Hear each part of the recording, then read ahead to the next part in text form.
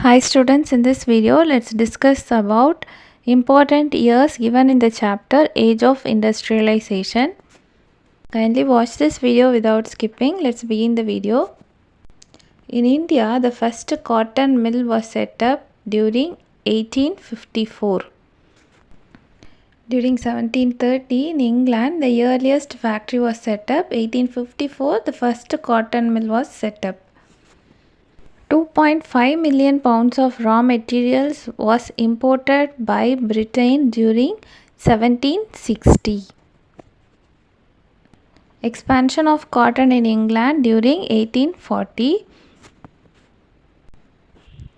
1860, expansion of railway in England.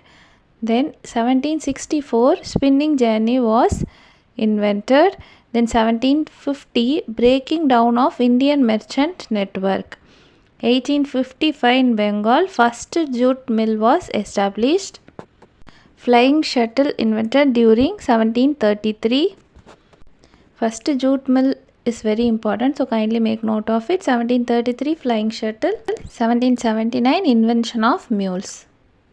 Students, hope you like this video. If you like this video, please give us a thumbs up and share it with your friends. Thanks for watching this video till the end.